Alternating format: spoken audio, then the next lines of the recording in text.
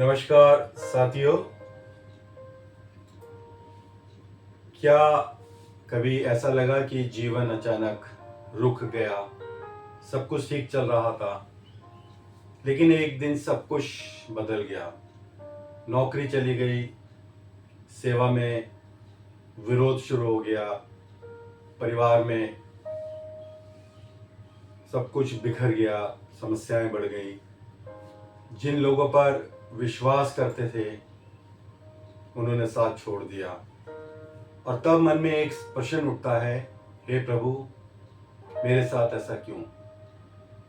यदि आज आपके मन में भी ऐसा ही प्रश्न है तो आज का ये संदेश आपके लिए है। बाइबल हमें ऐसे व्यक्ति के बारे में बताती है जिसने ऐसा ही अनुभव किया। वो था प्रेरित यूहन्ना। वो कोई अपराधी नहीं था, उसने कोई गलत काम नहीं किया था। उसने सिर्फ केवल मनुष्यों की दृष्टि में एक ही अपराध किया था, और उन्होंने प्रभु यीशु मसीह से प्रेम किया था और उसके वचन की गवाही दी थी।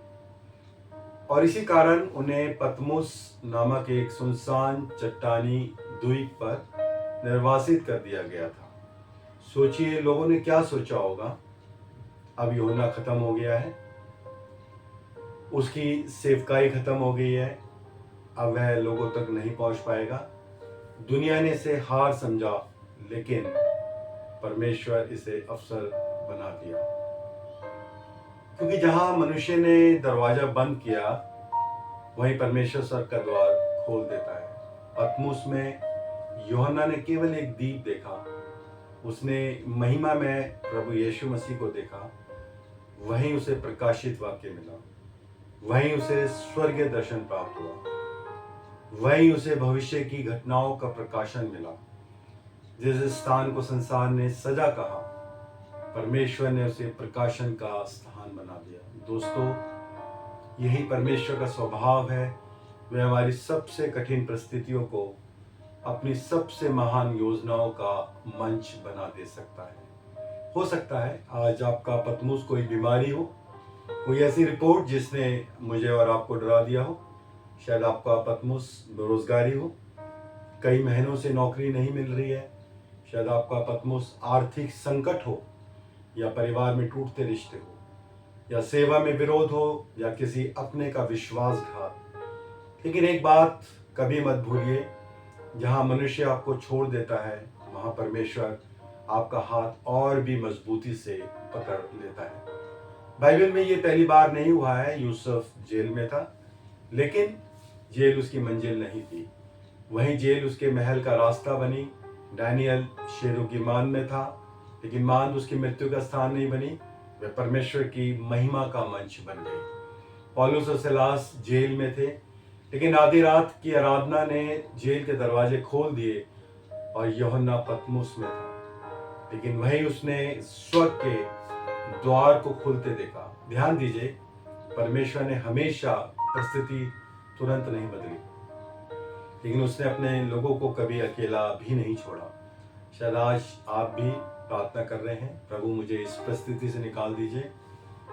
और परमेश्वर कह रहा है, पहले मैं इस परिस्थिति के भीतर तुम्हें बदलूंगा, क्योंकि कई बार परमेश्वर हमारी परिस्थिति बदलने से पहले हमारा चरित्र बदलता है, हमारा विश्वास गहरा करता है, हमारी निर्भरता अपने ऊपर बढ़ाता है। और जब उसका कार्य पूरा हो जाता है, तब वही व्यक्ति दूसरों के लिए आशीष बन जाता है। आज जो आंसू बहा रहे हैं, कल वही किसी और को आशा देंगे। आज जो संघर्ष आप तोड़ रहे हैं, कल वही आपकी सबसे बड़ी गवाही बनेगा। आज का दर्द आपको कमजोर लग रहा है, लेकिन कल वही आपकी आत्मिक सामर्थ का स्रोत होगा। याद रखिए, परमेश्वर कभी भी व्यर्थ में किसी को पतमुस नहीं भेजता। उसने यदि आपको वहां रहने दिया है, तो उसके पास आपके लिए और मेरे लिए एक उद्देश्य है। इसलिए हार मत मानिए, प्रार्थना करना मत छोड़िए, विश्वास मत छोड़िए, क्योंकि जो परमेश्वर पतमुस में यूहन्ना से मिला, वही परमेश्वर आज भी जीवित है। वह आज भी बोलता है, आज भी मार्ग बनाता है, आज भी असंभव को संभव करता है। मैं आपको ये बात पूरे विश्वास के साथ कहना चाहता हूँ, आपका पतमुस आपकी कहानी का अंतिम अध्याय नहीं, वह तो उस महान कार्य की प्रस्तावना है जो परमेश्वर आपके जीवन में करने वाला है। जब लोग कहेंगे सब खत्म हो गया, तब परमेश्वर कहेगा अब मैं आरंभ कर रहा हूँ। तो आज यदि आप अपने जीवन के किसी पतमुस में हैं तो निराश मत होइए, विश्वास बनाए रखिए, प्रभु की प्रतीक्षा कीजिए, उसकी आराधना कीजिए, क्योंकि पतमुस अंत नहीं, वो परमेश्वर के प्रकाशन की शुरुआत है। और मुझे विश्वास है आपकी कठिनाई भी आपकी गवाही बनेंगी।